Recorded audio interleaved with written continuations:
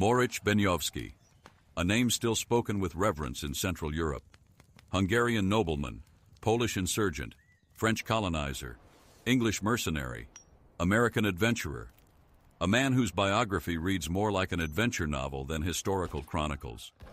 He didn't just live, he performed his life like a great actor on a grand stage, changing roles and scenery with dizzying speed. From Siberian exile, where the Russian Empress had sent him, he made a daring escape, crossed the Pacific Ocean, reached Macau, and then Europe. But that wasn't enough. His ambitions stretched far beyond. He convinced French ministers of his plan to establish a colony in Madagascar, promising untold riches and strategic superiority. There, on that distant island, leading a small expedition, he became king. Yes, that's right, king of Madagascar. At least, that's what he claimed, and that's how history remembers him. He crowned himself, proclaimed himself supreme ruler, unifier of tribes, and civilizer of savages. His name became legendary. His exploits were celebrated. He was considered a great visionary, almost a messiah. But what truly lay behind this brilliant facade? What was the price of this crown?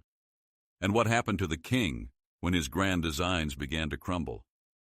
For years we were told a fairy tale about a noble European bringing the light of civilization to wild lands, about a wise ruler whom the natives themselves chose as their leader. But the truth, as is often the case with great heroes, is far more prosaic, and frankly, dirtier. Moritz Benyovsky was neither a king nor a savior. He was a brilliant swindler, a virtuoso manipulator of people, governments, and entire nations for his own gain and an insatiable thirst for glory. His kingdom was merely a meticulously planned, grandiose scam, one of the most audacious in the history of colonialism. But how did a man born into an aristocratic family so easily step beyond the bounds of accepted norms? What shaped this virtuoso of deception, who unhesitatingly played with the lives and destinies of entire peoples? To understand Moritz Benyovsky, one must look into his early years, into the environment that forged his extraordinary, yet extremely dangerous character. The future king was born in 1745 in Ravuka, in what is now Slovakia, into a family of hereditary Hungarian nobles. His father, an imperial army colonel, and his mother, a baroness, ensured him a privileged position and a solid education. However, cracks lay hidden beneath the facade of prosperity. His father's early death plunged the family into a series of prolonged and exhausting inheritance lawsuits. These years, spent in endless litigation, fighting for every scrap of land, for every penny, became a harsh lesson for young Moritz. He learned firsthand, the world is not fair, the law is often powerless. Against intrigue, and success goes not to the most honest, but to the most cunning. Perhaps it was then that a deep conviction took root within him, that rules exist only to be circumvented, and truth is merely a convenient tool that can be rewritten to suit one's interests. It's no surprise that upon reaching adulthood, Benyovsky did not continue dynastic service or a quiet life as a landowner. A thirst for adventure simmered within him, and most importantly, a craving for recognition that, he felt, eluded him in ordinary life. He plunged into the maelstrom of European intrigues, and in 1768 he joined the Polish Bar Confederation, a rebellion of the Polish nobility against Russian influence. This step became his first true point of no return. He chose the path of struggle, a path that could lead either to glory or to complete ruin, and it led him to ruin. After his capture and subsequent exile to Siberia, to distant Bolsheretsk in Kamchatka, Moritz Benyovsky found himself in conditions that would have broken anyone else. But it was here, at the edge of the world, amidst unbearable cold and hopelessness, that his true nature fully revealed itself. Siberia did not break him. It tempered him, transforming him into a finely honed instrument of deception and survival. He didn't just survive. He observed, he learned, he wove intrigues, gathering around him others as desperate as himself. The escape from Bolsheretsk, which he masterfully orchestrated, was not just a rescue. It was his first grand spectacle, his debut as a great illusionist. He proved to himself and to those around him that there were no obstacles he could not overcome, No people he could not convince. Siberian exile became his university of treachery, where he learned the main lesson. All means are good for achieving a goal, and human faith is the most pliable material. He understood that the world is ready to believe the most incredible story if it is told convincingly enough, with the right pathos and conviction. It was there, in the icy expanses, that Moritz Benyovsky finally made his decision. He would not live by others' rules. He would create his own. His decision, made far from civilization, coincided with an era that was itself a grand theater of intrigue and unbridled ambition for global dominance. The 18th century, especially its second half, was a time of unprecedented expansion for European powers. Not just individual countries, but entire continents became arenas of fierce struggle for colonies, resources, and influence. France and Great Britain, two irreconcilable giants, waged an undeclared and at times open war for every patch of land, for every trade monopoly, for dominance over sea routes.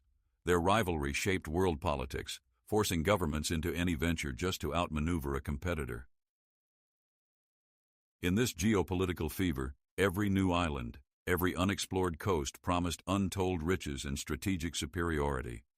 Ministers and monarchs, obsessed with the idea of replenishing their treasuries and expanding their empires, eagerly listened to any, even the most fantastic proposals. Distant lands remained a mystery. Their true potential was unknown, and this created ideal ground for all sorts of mystifications. The information vacuum was immense. Reports from remote regions took months to arrive, and verifying their authenticity was almost impossible. In such conditions, a skilled storyteller, capable of painting a vivid picture of unprecedented treasures and easy conquests, could easily convince even the most pragmatic officials. The economy of the time was based on mercantilism, the idea that a nation's wealth depended directly on the accumulation of gold and silver, and thus on the volume of exports and the size of colonial possessions. Colonies were not just territories. They were perceived as inexhaustible sources of raw materials and new markets. Hence, the insatiable thirst for discovering new lands, establishing trading posts, and asserting control over indigenous peoples. In this era, large trading companies, such as the East India Companies, flourished, their power sometimes exceeding that of the state. They were willing to invest enormous sums in risky but potentially highly profitable ventures. The social atmosphere also fostered the rise of adventurism. The Age of Enlightenment, which brought ideas of progress and rationalism, paradoxically also gave rise to a wave of romanticization of unknown lands. The public craved stories of heroic explorers, of wild tribes awaiting the light of civilization. Concepts of noble savages and Europe's civilizing mission served as convenient justifications for expansion and exploitation. This was a world where courage, cunning, and most importantly, persuasiveness were sometimes valued above honesty and lawfulness. Anyone who could offer a solution to pressing problems, be it new trade routes, sources of resources, or strategic strongholds, could count on attention and support. It was in this bubbling cauldron of ambitions, unreliable information, and fierce competition that Benyovsky's plan to create his own kingdom in Madagascar found fertile ground and the most interested listeners. Upon his return to Europe, Moritz Benyovsky immediately set to work, applying the lessons he had learned in Siberia. He didn't just return from exile, he appeared as a hero, a martyr, and a visionary. His path led to France, to Paris, where he knew he would find the most receptive audience. He wasted no time. Barely setting foot on European soil, Benyovsky began to masterfully orchestrate the first of his grand mystifications. He presented himself not merely as an escaped convict, but as a man possessing unique knowledge of strategically vital regions of the world. His escape across the Pacific, which was a feat in itself, transformed in his accounts into an entire odyssey, filled with secret meetings and valuable discoveries. He claimed that during his Siberian imprisonment and subsequent journey, he had gathered classified information about the riches of the Far East, about trade routes that could bring France immense profits, and about the geopolitical weaknesses of Russia and other powers. He didn't just tell stories. He sold information that he claimed could change the balance of power in the world. His stories were so convincing, his manners so aristocratic, and his confidence so infectious that French officials and ministers, including Duc de Choiseul himself, the foreign minister, began to see him not just as an adventurer, but as a valuable asset. Benyovsky skillfully played on the ambitions of the French, their desire to catch up with and surpass the British in the colonial race. He promised not just gold, but strategic superiority. This first Siberian hoax became the foundation for his main project. He shifted his patron's attention to Madagascar, an island that he claimed was an untouched trove of resources and an ideal base for dominating the Indian Ocean. Benyovsky painted vivid pictures: fertile lands, rich in spices, valuable timber, and minerals. He asserted that the local tribes, weary of internal strife, yearned for the arrival of a European civilizer who would unite them under his wise rule.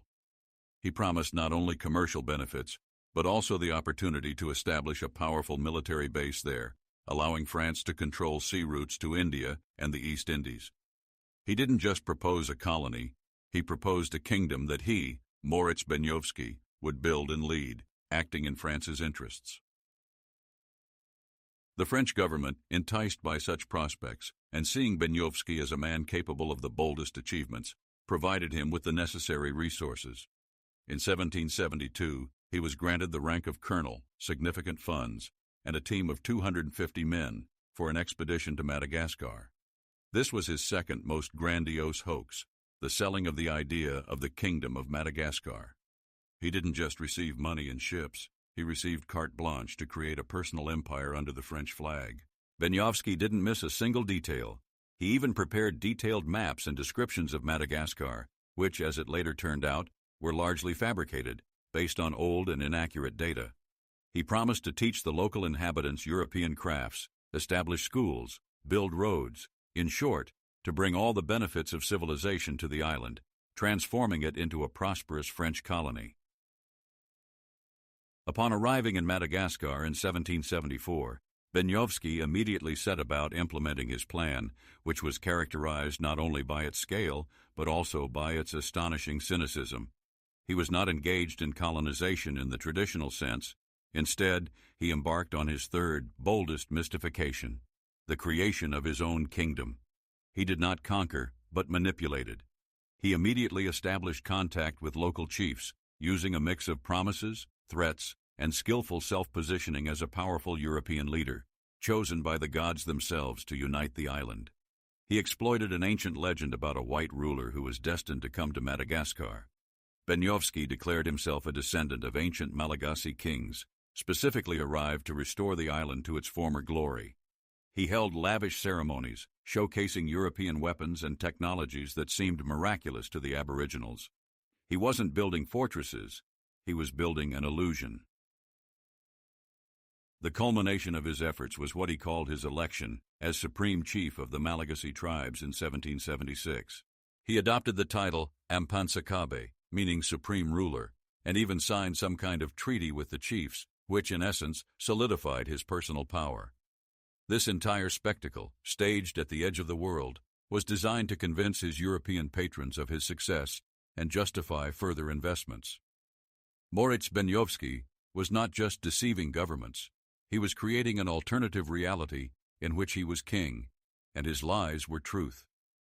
Even after proclaiming himself supreme ruler of Madagascar, Moritz Benyovsky did not stop. He didn't just declare himself king, he made people believe it. His kingdom hung on the thinnest threads of cunning, charm, and boundless manipulative ability. His main weapon was himself, a man with striking charisma, an ability to read people, and to turn their hopes and fears into tools for his own advancement. Benyovsky masterfully used psychology. To Europeans eager for colonial successes, he painted pictures of untold riches, spices, valuable timber, precious metals, that supposedly awaited their discoverers. He played on their desire for superiority, promising a strategic base that would allow France to dominate the Indian Ocean. His tales, full of vivid details and heroic adventures, were so convincing that they overshadowed any doubts. He wasn't just talking, he was selling a dream that perfectly fit the colonial ambitions of the era. He skillfully fueled excitement, regularly sending enthusiastic but false reports to Paris about new discoveries and achievements, creating the impression of a rapidly developing enterprise on the verge of yielding fabulous profits. In Madagascar, he employed a completely different, yet equally effective approach. He did not attempt to impose his authority through brute force, though he did not hesitate to demonstrate European military superiority. Instead, he deeply immersed himself in the local culture, studying languages, customs, and most importantly, myths and legends. He discovered an ancient prophecy about a white ruler who would come from across the sea to unite the fragmented tribes and bring peace. Benyovsky unhesitatingly claimed this role. He declared himself a descendant of legendary Malagasy kings, displaying forged charters and genealogies which, of course, no one could verify, but which appeared convincing enough to those without access to genuine sources. He staged lavish ceremonies that astonished the natives. European uniforms, flags, cannon fire, glittering ornaments, all created an aura of grandeur and invincibility. He used his European knowledge to demonstrate miracles, showing a compass, a telescope, even simple medical procedures that seemed like magic. These miracles reinforced his image as a chosen, almost divine leader, capable of bringing order to their world. He actively enlisted influential local experts, elders, shamans, chiefs, who, swayed by his persuasion or intimidation, publicly confirmed his mission and his royal origin, lending additional weight to his claims. Benyovsky also skillfully exploited the internal conflicts among the local tribes. He offered his protection to the weak, promised peace and prosperity to those who recognized his authority, and ruthlessly dealt with those who dared to defy him, cultivating an image of a just but formidable ruler. He created the appearance of councils with chiefs, where in essence he merely affirmed his decisions, but gave them a sense of involvement, turning them into accomplices, or at least silent witnesses to his ascent.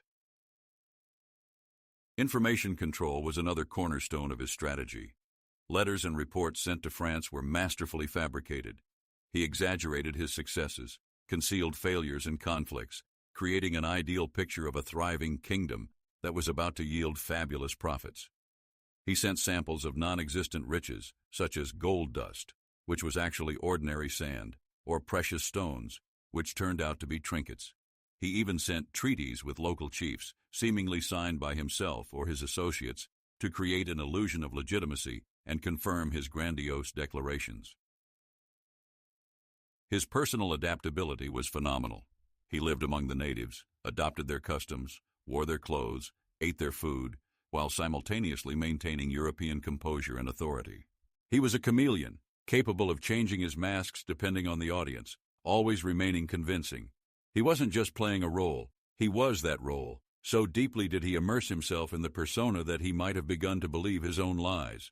He instantly grasped the nuances of local politics, quickly identifying key figures and their relationships to exploit this knowledge for his own benefit. His ability to switch between the roles of an enlightened European, a wise African chief, and a cunning adventurer was truly unique. This set of skills, refined eloquence, cynical exploitation of human weaknesses, a brilliant capacity for adaptation, and total control over information, became the foundation upon which his Madagascan throne rested. He did not build a state in the conventional sense. He built a gigantic illusion that required constant nourishment and an uninterrupted theatrical performance, with Moritz Benyovsky as the screenwriter, director, and leading star all at once. Moritz Benyovsky's illusion, however brilliant, could not exist in a vacuum. It required constant sustenance, not only the faith of the natives, but also real resources from Europe. And here, his main sponsors and patrons came into play, the French government. In Paris, where Moritz Benyovsky so masterfully sold his promises, his audience was not simply naive dreamers, but pragmatic politicians obsessed with colonial supremacy. The ministers of Louis XV, and later Louis XVI, saw Madagascar not only as a potential source of wealth, but also as a strategic outpost against their eternal rivals, the British. They craved reports of new lands, easy conquests, and rapid enrichment. Benyovsky gave them exactly that. He embodied their colonial dream, a brave European, capable of single-handedly civilizing an entire island, transforming it into a profitable province. Initially, his ideas found a warm reception from influential figures, such as the Minister of the Navy, Antoine de Sartine. Sartine, being an ambitious and far-sighted man, saw Benyovsky's project as a chance to strengthen France's position in the Indian Ocean, where British influence was steadily growing. He authorized significant expenditures, allocating ships, soldiers, and supplies.